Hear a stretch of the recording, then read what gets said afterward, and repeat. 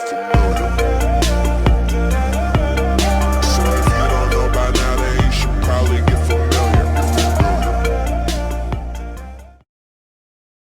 Welcome to in future. आज हमारा topic है इलेक्ट्रिक डाइपोल और इलेक्ट्रिक डाइपोल से उसकी एक्सिस और उसके इक्वेटर पर इलेक्ट्रिक फील्ड कैलकुलेट करना। आज या विद्युत द्विध्रुव तथा विद्युत द्विध्रुव के अक्ष पर तथा उसकी निरक्ष पर विद्युत क्षेत्र की गणना करना। तो विद्युत क्षेत्र तो हमने कल पढ़ा ही था कि भाई क्या होता है, किसी आवेश को कहीं रखते हैं तो अपने आजू बाजू क्या करता है, अपने चारों तरफ एक प्रकार का क्षेत्र का निर्माण करता है। जिस क्षेत्र में अगर कोई दूसरा आवेश आएगा तो उस दूसरे आवेश पर बल लगेगा। तो द्विध्रुव क्या है? तो द्विध्रुव बेटा एक प्रकार का अरेंजमेंट है या एक प्रकार की व्यवस्था है जिस व्यवस्था में या उस अरेंजमेंट में दो आवेश होते हैं। केवल कितने आवेश होते हैं? दो आवेश होते हैं और दोनों आवेशों का परिमाण समान होता है, यानी दोनों आवेशों का, दोनों चार्जेस का मैग्नीट्यूड क्या होना चाहिए? इक्वल। देखो इसका +q है और इसका क्या है? -q। अगर ये +2 गुलाम है तो ये -2 गुलाम होना चाहिए, अगर ये +4 गुलाम है तो ये -4 गुलाम होना चाहिए। अगर ये -1 गुलाम ये वाला है ना तो ये +1 गुलाम होना चाहिए। यानी कि मैग्नीट्यूड तो सेम हो पर नेचर कैसा हो? अपोजिट हो। परिमाण तो समान हो लेकिन प्रकृति क्या हो? विपरीत हो। तो जब दो समान परिमाण तथा विपरीत प्रकृति के आवेश किसी डिस्टेंस पर, किसी दूरी पर रखे होते हैं तो इस व्यवस्था को ही हम द्विध्रुव कहते हैं। When two charges of equal magnitude and opposite nature are placed at some distance, then this arrangement is called electric dipole। ठीक है कि नहीं है? अच्छा, अब ये इलेक्ट्रिक डाइपोल की जो खास बात है बेटा, जो इन दोनों जो आवेश है ना, इनके मध्य की दूरी 0 नहीं है तो सही कुछ, लेकिन वो डिस्टेंस क्या है? बहुत छोटी ली गई है। ठीक है कि नहीं? ताकि वो आइडियल डाइपोल की तरह बिहेव कर सके। फॉर एग्जाम्पल हम कैसे मान लेते हैं, जैसे आप मानो एक एटम लेते हैं NaCl का। ठीक है कि नहीं है? अब हमको पता है क्लोरीन की इलेक्ट्रोनेगेटिविटी ज्यादा है, क्लोरीन का जो विद्युत ऋणता है वो ज्यादा है और जो सोडियम उसकी विद्युत ऋणता कम है। तो जो इन्होंने बंध बनाया, जो बॉन्ड बनाया, उसमें जो इलेक्ट्रॉन है वो थोड़े से कहां शिफ्ट होने लगेंगे? क्लोरीन के पास। तो क्लोरीन पर एक पार्शियल नेगेटिव चार्ज आने लगेगा जबकि सोडियम पर एक पार्शियल पॉजिटिव चार्ज आने लगेगा। यानी जो हमारा क्लोरीन पे उस पर एक क्या होने लगेगा? ऋणावेश आने लगेगा और जबकि जो सोडियम है उस पर एक क्या आने लगेगा? धनावेश आने लगेगा। अब ये एक प्रकार की क्या करेगा? क्योंकि जितना नेगेटिव चार्ज इधर है उतना ही क्या है? पॉजिटिव चार्ज इधर है। तो ये भी किस तरह से बिहेव करेगा? एक इलेक्ट्रिक डाइपोल की तरह। लेकिन अगर मान लो हम कैसे लेते हैं, एक H2 का एटम लेते हैं। H2 का एटम कैसे बनता है? H दोनों हाइड्रोजन के आपस में मिलकर बॉन्ड बनाते हैं। अब हमको पता है कि हाइड्रोजन, इसकी जो इलेक्ट्रोनेगेटिविटी और ये वाला हाइड्रोजन, दोनों हाइड्रोजन की इलेक्ट्रोनेगेटिविटी क्या है? सेम है। तो ना तो इलेक्ट्रॉन इधर शिफ्ट होते हैं ना ही इलेक्ट्रॉन इधर शिफ्ट होते हैं। तो इलेक्ट्रॉन हमेशा कहाँ रहते हैं? बीच पे। ना ही इस पर पार्शियल नेगेटिव चार्ज आ पाता है ना ही इस पर पार्शियल पॉजिटिव चार्ज आ पाता है। तो ये किस तरह से बिहेव करता है? ये डाइपोल की तरह बिहेव नहीं करेगा। ठीक है कि नहीं? तो ये हमारे पास इलेक्ट्रिक डाइपोल और इसका अरेंजमेंट है। आगे देखते हैं। इलेक्ट्रिक डाइपोल की बेटा एक टर्म होती है जिसको हम कहते हैं इलेक्ट्रिक डाइपोल मूवमेंट। क्या कहते हैं? विद्युत द्विध्रुव आघूर्ण। ठीक है कि नहीं? उसका मतलब क्या है? तो विद्युत द्विध्रुव आघूर्ण है क्या? तो विद्युत द्विध्रुव आघूर्ण की साधारण रूप से परिभाषा है, जो डेफिनेशन, उसको हम कहते हैं कि किसी एक चार्ज के मैग्नीट्यूड तथा दोनों चार्जेस के बीच की डिस्टेंस का मल्टीपल। ठीक है कि नहीं? दोनों आवेशों में से किसी एक का परिमाण तथा दोनों आवेशों के मध्य की दूरी के गुणनफल को ही विद्युत द्विध्रुव आघूर्ण कहते हैं। The multiplication of magnitude of a charge of a dipole and the distance between two charges is known as electric dipole moment। ठीक है कि नहीं है? अब इलेक्ट्रिक डाइपोल मूवमेंट बताता क्या है? तो इलेक्ट्रिक डाइपोल मूवमेंट बेसिकली बेटा इलेक्ट्रिक डाइपोल की स्ट्रेंथ को बता रहा है कि इलेक्ट्रिक डाइपोल कितना ज्यादा स्ट्रेंथी है, कितना ज्यादा मजबूत है, कितना ज्यादा स्ट्रॉन्ग है। ठीक है कि नहीं? आगे देखते हैं। देखो, अगर इलेक्ट्रिक डाइपोल मूवमेंट क्या आता है तो हमने कहा कि इसको किससे रिप्रेजेंट करते हैं? वेक्टर पी से। अब ये कैसी राशि है? वेक्टर पी है, यानी कि कैसी राशि है? सदिश राशि है, एक वेक्टर क्वांटिटी है। हाँ या ना? और की बात है क्या? तो इसको कैसे लेके हमने कहा कि multiplication of a charge q into distance between both charges. अब ये वेक्टर है तो हमने डायरेक्शन क्या लिया? अब आप डायरेक्शन याद रखेंगे, जो डायरेक्शन है हमेशा कहां होगी? From negative charge to positive charge. यानी इलेक्ट्रिक डाइपोल मूवमेंट की जो डायरेक्शन है वो हमेशा कहां होती है? From negative charge to positive charge. ठीक है कि नहीं? दूसरी चीज आप याद रखोगे, अगर मैं इसकी यूनिट निकालना चाहूं तो यूनिट बेटा क्या बनेगी? देखो, चार्ज की यूनिट क्या होती है? कूलम, जबकि डिस्टेंस की यूनिट क्या होती है? मीटर। तो मेरे पास डाइपोल मूवमेंट की जो मेरे पास यूनिट बनेगी, जो मेरा मात्रक बनेगा वो क्या बनेगा? Coulomb into metre, coulomb into metre. इसी तरीके से मैं इसे क्या बना लूंगा? विमेय बना लूंगा। डाइपोल मूवमेंट का एग्जांपल मैंने आपको बताया NaCl, तो उसको हम कहते हैं पोलर मॉलिक्यूल्स या ध्रुवीय अणु। ठीक है कि नहीं? तो ये एक तरह से हमारा क्या हो गया? डाइपोल हो गया और उससे हमने क्या पढ़ लिया? विद्युत द्विध्रुव आघूर्ण पढ़ लिया। नेक्स्ट टॉपिक जो हमारा है वो है electric field due to dipole. हमको विद्युत क्षेत्र की सहायता से, द्विध्रुव की सहायता से विद्युत क्षेत्र निकालना है, लेकिन दो जगह निकालना है। पहला हम निकालेंगे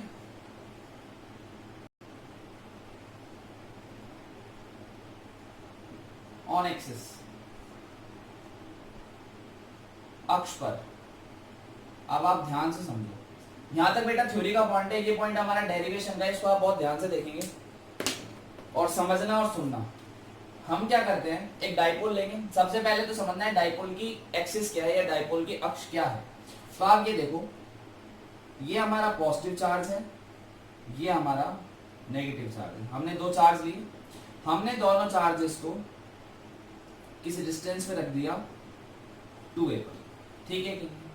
अब एक्सिस क्या है वो समझो, दोनों चार्जेस से पास होने वाली इमेजिनरी या काल्पनिक रेखा, किसी द्विध्रुव के दोनों आवेशों से गुजरने वाली काल्पनिक रेखा ही, वो लाइन, इमेजिनरी लाइन ही डाइपोल की एक्सिस कहलाती है। यानी कि ये पूरी लाइन यहां से यहां तक, ये पूरी लाइन क्या हो जाएगी, ये पूरी लाइन ही क्या हो जाएगी, डाइपोल की एक्सिस, ठीक है कि नहीं? अब हम क्या करेंगे, हमको पता है जो डाइपोल मोमेंट बनेगा वो कुछ इस डायरेक्शन में बनेगा, पक्की बात है। हम एक पॉइंट लेंगे P, जिसको हम यहां रखेंगे, जो कि इसके सेंटर पॉइंट से, मैं डाइपोल को ऊपर बना देता हूं, जो कि इसके सेंटर पॉइंट से x डिस्टेंस पे मैंने लिया है। अब आप ये पूरा डिस्टेंस 2 है, तो जो मिड पॉइंट होगा उसकी प्लस चार्ज से जो डिस्टेंस होगी वो a होगी, और जो माइनस चार्ज से डिस्टेंस होगी वो भी क्या होगी, a होगी, ठीक है कि नहीं? मैं क्या करूंगा, बहुत सिंपल है, मैं क्या करूंगा, पहले प्लस चार्ज के कारण इलेक्ट्रिक फील्ड निकालूंगा, फिर माइनस के कारण इलेक्ट्रिक फील्ड निकालूंगा, और दोनों को बाद में क्या कर दूंगा, वेक्टर एडिशन कर दूंगा, या डायरेक्शन के साथ दोनों को क्या कर दूंगा, ऐड कर दूंगा। तो देखते हैं, अगर मैं ध्यान से देखूं तो जो मेरा पॉजिटिव चार्ज है उसके कारण इलेक्ट्रिक फील्ड हमें हमेशा पता है कहां बनती है, अवे फ्रॉम द चार्ज, यानी आवेश से दूर। अब इस प्लस क्यू के कारण इलेक्ट्रिक फील्ड कहां बनेगी, आवेश से दूर, यानी कि कुछ इस डायरेक्शन में, ठीक है क्या? और जो कि नेगेटिव चार्ज है, जो नेगेटिव चार्ज का इलेक्ट्रिक फील्ड कहां बनेगी हमारी, टुवर्ड्स द चार्ज, आवेश की ओर। तो हम इसको लिख देते हैं E माइनस, और इसको लिख देते हैं E प्लस, ठीक है कि नहीं?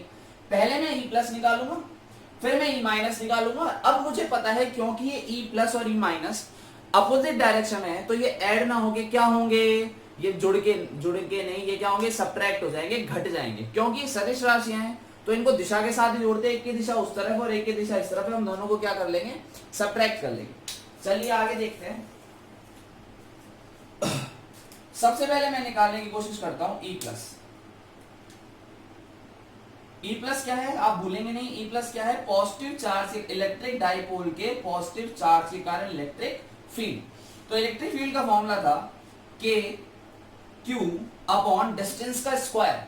अब डिस्टेंस क्या है, देखो P से लेके यहां तक पूरी डिस्टेंस x है, और ये वाली डिस्टेंस a है। अगर मैं x में से a हटा दूं तो ये वाली डिस्टेंस क्या बचेगी, x माइनस है। सोच के देखो, अगर मैं x में से, इस पूरे में से इतना पार्ट हटा दूं, ये वाला पार्ट हटा दूं, तो ये वाली जो डिस्टेंस बचेगी क्या बचेगी, x माइनस है। तो मेरे पास जो टर्म बनेगी वो बनेगी x माइनस a का होल स्क्वायर, हाँ या ना? इसी तरीके से अगर मैं E माइनस कैलकुलेट करना चाहूं तो मेरे पास क्या बनेगा, के क्यू। आगे देखो डिस्टेंस, अब यहां से यहां तक तो x है और ये वाली a है, तो दोनों जुड़ के क्या हो जाएगा, x प्लस a का होल स्क्वायर, ठीक है कि नहीं? आगे देखो, अब मुझे पता है कि ये दोनों एक दूसरे के अपोजिट डायरेक्शन में है, तो अगर इनको मेरे को जोड़ना नहीं है, मुझे टोटल इलेक्ट्रिक फील्ड निकालने के लिए या इक्विवेलेंट इलेक्ट्रिक फील्ड निकालने के लिए मुझे क्या करना है, एक इलेक्ट्रिक फील्ड में से दूसरी को क्या करना है, माइनस करना है, ठीक है क्या? अगर आप वेक्टर एडिशन करोगे तो भी आप समझ जाओगे कि दोनों के बीच में एंगल कितना है, 180 डिग्री है। अगर 180 डिग्री है तो डायरेक्ट क्या कर सकते हो, आप सब्ट्रैक्ट कर सकते हो, ठीक है? अगर दो वेक्टर हो A और वेक्टर B, दोनों के बीच में एंगल कितना हो, 180 डिग्री हो, तो दोनों को हम ऐड ना करके दोनों को सब्ट्रैक्ट भी कर सकते हो। अगर आप वेक्टर एडिशन करोगे तो भी आपको फाइनली क्या मिलेगा, उनके बीच में सब्ट्रैक्शन ही मिलेगा। चलिए आगे चलते हैं, हम वैल्यूज पुट करते हैं, के क्यू अपॉन में x माइनस a का whole square minus 1 upon x plus a का होल स्क्वायर, सॉरी के। अब अगर आप ध्यान से देखो तो ये वाला जो मैग्नीट्यूड है कौन सा वाला, ई क्यू, ये माइनस क्यू वाला, ये मैग्नीट्यूड हमारे पास छोटा है जबकि ये वाला मैग्नीट्यूड बड़ा है। क्यों भाई, देखो x प्लस ए की वैल्यू ज्यादा है, x माइनस ए की वैल्यू कम है, ये वैल्यू कम है तो ये पूरी वैल्यू ज्यादा होगी, ये पूरी वैल्यू क्या होगी, कम होगी। तो मेरे पास जो रिजल्टेंट इलेक्ट्रिक फील्ड आएगी मैं देखूंगा किस डायरेक्शन में आएगी, पॉजिटिव चार्ज की इलेक्ट्रिक फील्ड की डायरेक्शन में ही आ रही है, यानी अवे फ्रॉम द चार्ज। या आप ऐसे भी समझ सकते हो कि भाई जो पॉइंट है वो पॉजिटिव चार्ज के पास है, ठीक है क्या, जो हमारा पी पॉइंट है पॉजिटिव चार्ज के पास है, तो इस पर इफेक्ट ज्यादा किसका रहेगा, पॉजिटिव चार्ज का। मैग्नीट्यूड दोनों के सेम है तो इफेक्ट डिस्टेंस के पे डिपेंड करेगा। अब इसकी डिस्टेंस कम है, ज्यादा है सॉरी, माइनस क्यू की, और प्लस क्यू की डिस्टेंस क्या है, कम है। डिस्टेंस कम होने पे इलेक्ट्रिक फील्ड क्या होती है, स्ट्रॉन्ग। तो किसकी इलेक्ट्रिक फील्ड स्ट्रॉन्ग हो गई, पॉजिटिव चार्ज की इलेक्ट्रिक फील्ड क्या हो गई, स्ट्रॉन्ग हो गई। तो मैं समझ जाऊंगा कि जो इफेक्टिव मेरी इक्विवेलेंट इलेक्ट्रिक फील्ड आएगी वो किसकी डायरेक्शन में आएगी, वो पॉजिटिव चार्ज की इलेक्ट्रिक फील्ड की डायरेक्शन में ही आएगी। आगे चलते हैं, देखो इसको सॉल्व करते हैं। मैं क्या करूंगा, के क्यू कॉमन ले लूंगा, के क्यू कॉमन लेने पे मुझे क्या मिलेगा, यहाँ पे अंदर 1 अपॉन एक्स माइनस ए का whole square minus 1 upon x plus a का होल स्क्वायर, ठीक है कि नहीं है।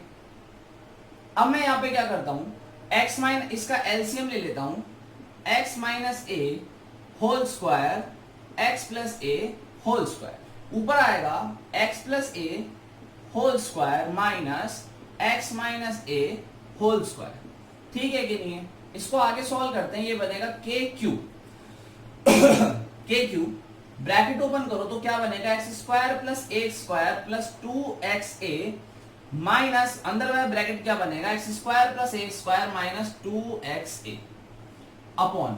अब आप ध्यान से देखो क्या इन दोनों को हम कैसे लिखेंगे, x minus a multiply by x plus a, क्योंकि दोनों पे स्क्वायर है तो मैं दोनों की पावर को क्या ले लेता हूं, साथ ले लेता हूं, और मैंने दोनों की पावर को क्या ले लिया, साथ ले लिया। आगे देखो क्या बना, के क्यू, देखो ब्रैकेट ओपन करोगे तो ये बाहर क्या आएगा, माइनस एक्स स्क्वायर, ये माइनस एक्स स्क्वायर और ये एक्स स्क्वायर दोनों कैंसिल आउट हो जाएंगे। यहां से प्लस का है, बाहर माइनस है, मैं बना ही देता हूं आपके सामने, x square plus a square plus 2xa bracket open किया, माइनस एक्स स्क्वायर माइनस ए स्क्वायर, और ये माइनस माइनस क्या हो गया, प्लस 2xa, ठीक है कि नहीं है।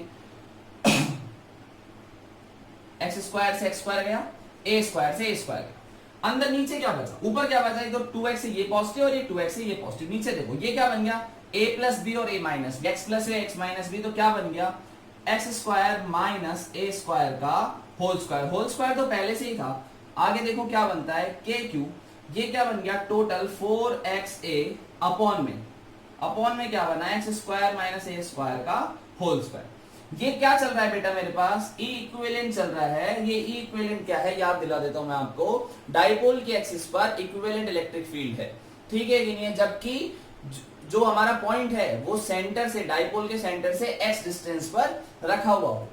आगे चलो देखो क्या करते हैं, काम करते हैं, यहां से 2, इसमें से 4 में से 2 अलग करते हैं, q के अलग करते हैं, और बाकी देखो एक 2 को, q को और x को साथ लिख लेते हैं, a को सॉरी, और x को अलग लिख देते हैं, डॉट डॉट डॉट। देखो ध्यान से, आप सारे मल्टीप्लाई करो, यही बनेगा 4, 2 इंटू 2 4, एक x है, पावर एक ही है, a का a आ गया, q का q आ गया, k का k आ गया, बस मैंने इनको अलग किया। क्यों, ध्यान से देखें तो ये हमारा क्या बन जाएगा, डाइपोल मोमेंट। हाँ वेरी गुड, देखो नीचे।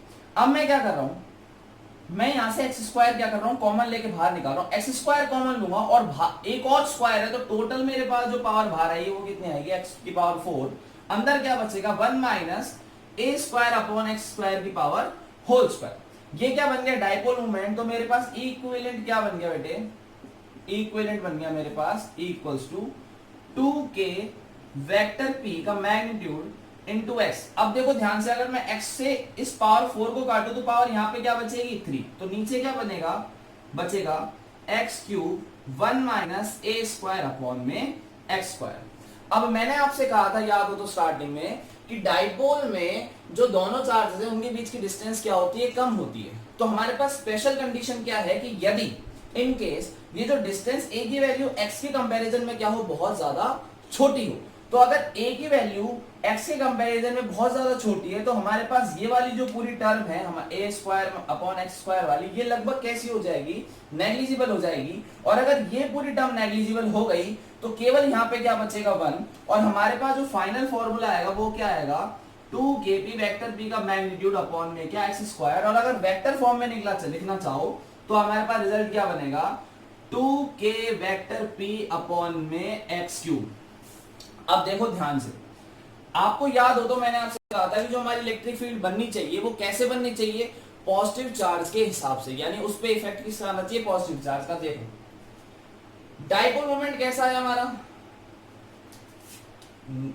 ये जो डाइपोल मोमेंट है वेक्टर इधर है बेटा, ये तो वेक्टर का साइन है, जबकि डायरेक्शन कैसी होनी चाहिए, नेगेटिव टू पॉजिटिव। हमारी इलेक्ट्रिक फील्ड भी देखो किसकी डायरेक्शन में आनी चाहिए, पॉजिटिव चार्ज से दूर, यानी डाइपोल मूवमेंट की डायरेक्शन। और हमारी जो इलेक्ट्रिक फील्ड आ रही थी, जो हमने कॉन्सेप्ट सोचा था कि भाई क्योंकि पॉजिटिव चार्ज पास है तो इसका इफेक्ट ज्यादा होगा, तो इलेक्ट्रिक फील्ड की डायरेक्शन किसके हिसाब से आएगी, पॉजिटिव चार्ज के हिसाब से। पॉजिटिव चार्ज के हिसाब से क्या आनी चाहिए थी, अवे फ्रॉम द चार्ज, यानी इस डायरेक्शन में। अगर हम इसको एक्स एक्सिस की बात करें तो माइनस आई कैप की डायरेक्शन में। डाइपोल मोमेंट की भी किसकी डायरेक्शन में आ रहा है, माइनस एक्सिस की डायरेक्शन में। फाइनल फॉर्मूला भी किसकी डायरेक्शन में आ रहा है, यानी कि हमारी डायरेक्शन अभी सही। तो ये जो फॉर्मूला है बेटा किसका आया, इलेक्ट्रिक डाइपोल मूवमेंट का, सॉरी इलेक्ट्रिक डाइपोल के कारण उसकी एक्सिस पर इलेक्ट्रिक फील्ड का फॉर्मूला। मैं इसको लिख लेता हूं यहाँ पे, जो मेरे पास फॉर्मूला बना E इक्विवेलेंट, जो मेरे पास वेक्टर बना E एक्सिस लिख लेते हैं इसको, 2k वेक्टर p अपॉन में x क्यूब। हाँ है ना, आप नोट कर लीजिए। अब हम क्या करेंगे, इक्वेटर पे निकालेंगे। अब आप इक्वेटर समझो, इक्वेटर क्या होती है। मैं इसको पहले रब कर लेता हूं, फिर मैं आपको इक्वेटर ड्रॉ करके दिखाता हूं, फिर आपको इक्वेटर भी समझ में आ जाएगी।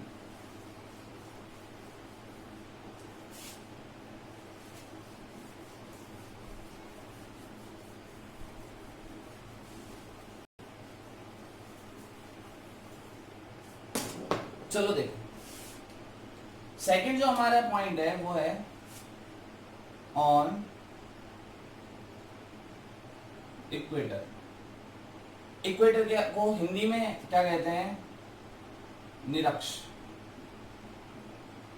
निरक्ष विद्युत क्षेत्र। डायग्राम ड्रॉ करते हैं, देखो ध्यान से। पहले सबसे पहले डाइपोल ड्रॉ करेंगे, एक पॉजिटिव चार्ज एक नेगेटिव चार्ज, कहीं भी रखो कोई फर्क नहीं पड़ता। इस बार यहाँ पे नेगेटिव चार्ज ले लेते हैं जस्ट फॉर अ चेंज, ताकि आपको ऐसा फिक्स नहीं हो जाए कि भाई हमेशा पॉजिटिव चार्ज रहता है, चेंज कर सकते हो। ऊपर भी रखोगे ना बेटा पॉजिटिव चार्ज ऊपर, नेगेटिव चार्ज नीचे, तो ये भी डाइपोल ही बनेगा। बस पॉइंट क्या है, इंपॉर्टेंट क्या है कि दोनों चार्ज का मैग्नीट्यूड सेम होना चाहिए और डायरेक्शन क्या होनी चाहिए, अपोजिट होनी चाहिए। ठीक है कि नहीं है। चलो ये हमारी एक्सिस है, ये जो डिस्टेंस है इनके बीच में कितनी थी, 2a। अब आपने, हमको याद है आपको कहा था एक सेंटर था, तो यहां से जो डिस्टेंस आई थी मेरे पास माइनस क्यू से सेंटर तक की डिस्टेंस वो a थी, और सेंटर से प्लस क्यू की डिस्टेंस भी a थी, तो टोटल डिस्टेंस क्या हो गई 2a।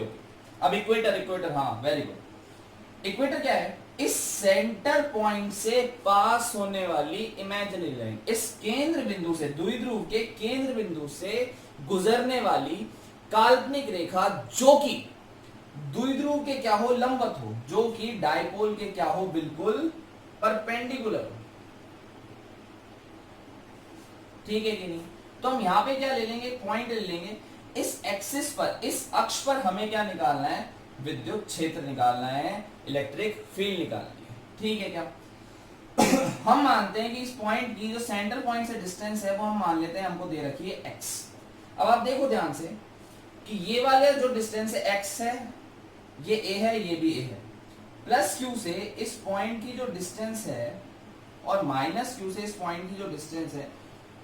आप सभी बेटा इतना तो समझ गए होंगे कि ये वाली डिस्टेंस प्लस q से पॉइंट p की डिस्टेंस और माइनस q से पॉइंट p की डिस्टेंस सेम होगी, क्योंकि ये दोनों ही ट्राइंगल राइट एंगल ट्राइंगल बन गए हैं और दोनों के लिए बेस की वैल्यू सेम है और परपेंडिकुलर की वैल्यू सेम है, तो हाइपोटेनस की वैल्यू भी क्या होगी, सेम होगी। अगर मैं ये डिस्टेंस निकाल लूं तो मुझे पता है क्या बनेगी distance, x square plus a square, यानी perpendicular square plus base square का होल स्क्वायर। ये डिस्टेंस आ गई है प्लस क्यू से लेके पी तक। अब बात करते हैं इलेक्ट्रिक फील्ड की। तो आप ध्यान से देखो, जो पॉजिटिव चार्ज होता है उसकी जो इलेक्ट्रिक फील्ड होती है वो हमेशा away from the positive charge होती है, और पॉइंट दोनों चार्जेस उसी चार्ज के बिल्कुल डायरेक्शन में, यानी इसी डायरेक्शन में।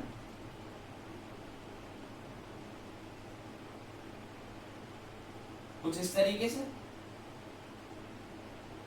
इसको E प्लस नाम दे देते हैं। जबकि जो नेगेटिव चार्ज की इलेक्ट्रिक फील्ड होती है वो क्या होती है, टुवर्ड्स द चार्ज होती है। पॉजिटिव चार्ज की अवे फ्रॉम द चार्ज, और नेगेटिव चार्ज की क्या हो गई, टुवर्ड्स द चार्ज। ठीक है क्या? अब दोनों वेक्टर क्वांटिटी, दोनों का क्या करना पड़ेगा, वेक्टर एडिशन। वेक्टर एडिशन करने के लिए हम क्या करेंगे, देखो ध्यान से, मैं क्या करूंगा, मैं ये एंगल निकालूंगा थीटा। अब ये वाला एंगल अगर थीटा है तो ये वाला भी एंगल क्या होगा, देखो ये z बन गया ना, ये थीटा तो ये भी थीटा, समझ गए होगे आप थीटा क्यों आया। अच्छा ये वाला थीटा है, क्योंकि दोनों ट्रायंगल सेम है, तो ये थीटा है तो ये भी थीटा है, ये थीटा है तो ये वाला एंगल भी क्या हो गया, थीटा। अब यहाँ पे क्या थी हमारी E प्लस, यहाँ पे क्या थी हमारी E माइनस। मैं अगर E प्लस के कॉम्पोनेंट करूँ तो देखो थीटा की तरफ जो कॉम्पोनेंट आता है, सब जानते हो क्या कॉम्पोनेंट आता है, कॉस थीटा वाला आता है। रेक्टेंगुलर कॉम्पोनेंट कर रहे हैं हम, तो यहाँ क्या आएगा component E plus cos theta. जबकि ऊपर की तरफ जो मेरे पास E प्लस का कॉम्पोनेंट आएगा वो आएगा E प्लस साइन थीटा। इसी तरीके से जो नेगेटिव E माइनस है, नेगेटिव चार्ज के कारण जो इलेक्ट्रिक फील्ड है उसके कॉम्पोनेंट करते हैं थीटा की तरफ, तो क्या बनेगा E माइनस कॉस थीटा, जबकि दूसरी तरफ क्या बनेगा E माइनस साइन थीटा। ठीक है कि नहीं है? तो मेरे पास आ गया, मुझे पता चल गया है कि वर्टिकल डायरेक्शन में मेरे पास दो इलेक्ट्रिक फील्ड है, एक तो है E प्लस साइन थीटा और एक तो है E प्लस साइन थीटा, और एक क्या है E माइनस साइन थीटा। जबकि हॉरिजॉन्टल, और दोनों क्या है, एक दूसरे के अपोजिट हैं, लेकिन जो हॉरिजॉन्टल कंपोनेंट है दोनों इलेक्ट्रिक फील्ड का वो दोनों सेम डायरेक्शन में है, E प्लस कॉस थीटा और E माइनस कॉस थीटा। सब जानते हैं कि इक्विवेलेंट निकालने के लिए ये दोनों तो सब्ट्रैक्ट होंगे, जबकि ये दोनों क्या होंगे, सेम डायरेक्शन में, तो ऐड हो जाएंगे। तो इनको निकालने के लिए सबसे पहले हम इनको मैग्नीट्यूड निकाल लेते हैं। तो सबसे पहले हम निकालते हैं E प्लस।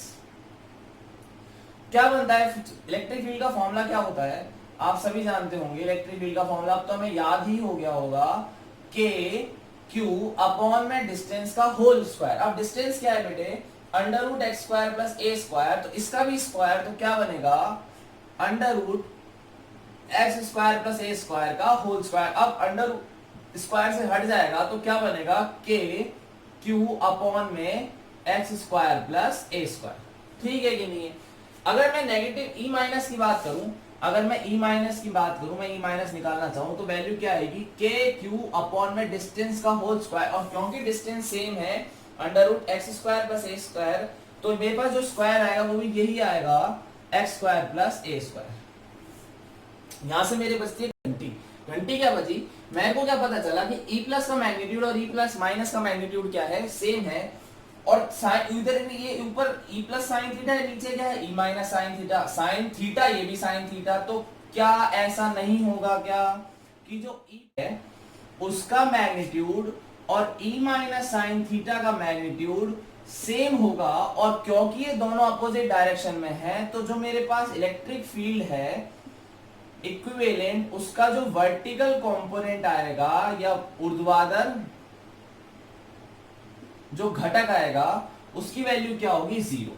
दोनों की वैल्यू सेम है, दोनों अपोजिट डायरेक्शन में, तो दोनों एक दूसरे को क्या कर देंगे, कैंसिल कर देंगे। लेकिन हमारी जो हॉरिजॉन्टल इलेक्ट्रिक फील्ड है उसमें दोनों की डायरेक्शन क्या है, सेम है, तो दोनों क्या हो जाएंगे, ऐड हो जाएंगे। तो मेरी E इक्विवेलेंट केवल किस डायरेक्शन में आएगा, हॉरिजॉन्टल डायरेक्शन में आएगा। ठीक है कि नहीं है? देखते हैं ध्यान से, देखो बना लेते हैं हम इसको। इक्विवेलेंट क्या बनेगा, E plus cos theta plus E minus cos theta, दोनों सेम है। K Q अपॉन में x square plus a square cos theta plus K Q upon में x square plus a square cos theta, दोनों same है, तो total क्या बन गया, 2KQ अपॉन में x square plus a square cos theta. अब कॉस थीटा बेटा देखो ये रहा थीटा, cos थीटा क्या होता है, बेस अपॉन हाइपोटेनियस, तो बेस क्या है मेरे पास a और हाइपोटेनियस क्या है मेरे पास under root x square plus a square. तो ये टर्म क्या बन गई मेरे पास, जब फाइनली क्या बना मेरे पास के क्यू अपॉन में x square plus a square dot A upon में x square plus a square की पावर कितनी 1/2। ये पावर 1 है और ये 1/2 है, तो टोटल पावर क्या हो गई मेरे पास 3/2, सॉरी यहाँ पे 2 भी है, तो क्या बन गया मेरे पास 2kqa अपॉन में x square plus a square की पावर 3/2। ठीक है कि नहीं है। अब ध्यान से देखो यहाँ पे 2q और a, ये तो बेटा क्या बन जाएगा डाइपोल मोमेंट। तो मेरे पास फॉर्मूला क्या बनेगा k इंटू क्या p अपॉन में, ये तो यहाँ पे एक्स स्क्वायर है, मैं एक्स स्क्वायर फिर कॉमन निकालूंगा, इस बार एक्स स्क्वायर कॉमन है, एक्स स्क्वायर की पावर क्या आएगी 3/2। अगर एक्स स्क्वायर की पावर आप 3/2 लगाते हो तो 2 से 2 कैंसिल आ जाएगा, केवल क्या बचेगा एक्स क्यूब। तो मुझे बाहर क्या मिलेगा एक्स क्यूब और अंदर क्या बचेगा x square plus a square की power, sorry 1 plus a square upon x square की पावर क्या 3/2। क्योंकि हम जानते हैं कि a की वैल्यू क्या है x के कंपैरिजन में बहुत छोटी है, तो ये टर्म क्या हो जाएगी नेग्लिजिबल, और फाइनली मुझे क्या आंसर मिलेगा 2kp अपॉन में क्या x cube, sorry kp upon में एक्स क्यूब, क्यों नहीं है सॉरी, क्या बना kp अपॉन में एक्स क्यूब। ये मेरे पास जो इलेक्ट्रिक फील्ड की डायरेक्शन है, ये इलेक्ट्रिक फील्ड आई है, ये कहाँ आई है डाइपोल के इक्वेटर पे। ठीक है कि नहीं। अब आप ध्यान से देखो, जो एक्सिस पे मेरे पास इलेक्ट्रिक फील्ड आई थी और जो मेरे पास इक्वेटर पे इलेक्ट्रिक फील्ड है, यानी जो अक्ष पे विद्युत क्षेत्र आया था और जो मेरे पास निरक्ष पे विद्युत क्षेत्र आया, इनमें कुछ कुछ सिमिलैरिटी है। क्या सिमिलैरिटी है कि भाई ये वैल्यू देखो, ये वैल्यू ये निरक्ष की तो वैल्यू है, तो हम क्या लिखेंगे, हम इससे एक नोट बनाएंगे, आप ध्यान से उस बात को नोट करेंगे अलग से कि जो ई एक्सिस है यानी अक्ष पर जो विद्युत क्षेत्र का परिमाण है वो निरक्ष पर विद्युत क्षेत्र के परिमाण का दुगना है। जो एक्सिस पर इलेक्ट्रिक फील्ड है वो इक्वेटर पर इलेक्ट्रिक फील्ड की क्या है डबल। ठीक है क्या। अच्छा, अब दो चीजें इस पूरी डेरिवेशन में जो याद रखने वाली है, पहली तो ये बेटा आप डायरेक्ट है ना, इस यहाँ पे है ना, इसको ए स्क्वायर को नेग्लिजिबल नहीं करोगे, डायरेक्ट एक नेग्लिजिबल नहीं होता है, पहले आपको एक्स स्क्वायर बाहर निकालना है, उसके बाद ये स्क्वायर को नेग्लिजिबल करना है। हालांकि दोनों ही बातों में आपका टर्म सेम आएगी, लेकिन ये मैथ्स का एक पैटर्न कह लो या इसको तरीका कह लो, आप सबसे पहले एक्स स्क्वायर कॉमन निकालो, उसके बाद ही करो, क्योंकि कुछ डेरिवेशन हमारे पास ऐसी हैं जिनमें अगर हम इसको कॉमन ना निकालें तो हमारे पास वो चीजें गलत हो जाती है। ठीक है कि नहीं। तो आप आधे तभी से ऐसे ही डालोगे। दूसरी चीज आप देखो ध्यान से, इसमें जो यहाँ पे इलेक्ट्रिक फील्ड की डायरेक्शन आ रही है वो डाइपोल मूवमेंट के क्या आ रही है अपोजिट डायरेक्शन में। तो एक्सिस पे तो क्या था सेम डायरेक्शन थी, जबकि अब इसमें क्या आ रही है अपोजिट डायरेक्शन आ रही है। ठीक है क्या। तो इस तरीके से हम क्या कर सकते हैं, इलेक्ट्रिक डाइपोल के कारण एक्सिस पर और इक्वेटर पर, अक्ष पर और निरक्ष पर विद्युत क्षेत्र की तीव्रता का परिमाण निकालते हैं, इलेक्ट्रिक फील्ड इंटेंसिटी कैलकुलेट करते हैं। इसमें बेटा एक डेरिवेशन और है, वो डेरिवेशन हम नेक्स्ट लेक्चर में उसके लिए अलग से करेंगे, क्योंकि वो थोड़ी अलग तरह की डेरिवेशन है। ठीक है कि नहीं है। इतने आप इसको पढ़ें, पढ़ के देखें, कोई डाउट हो तो आप कमेंट करें। Have a good day.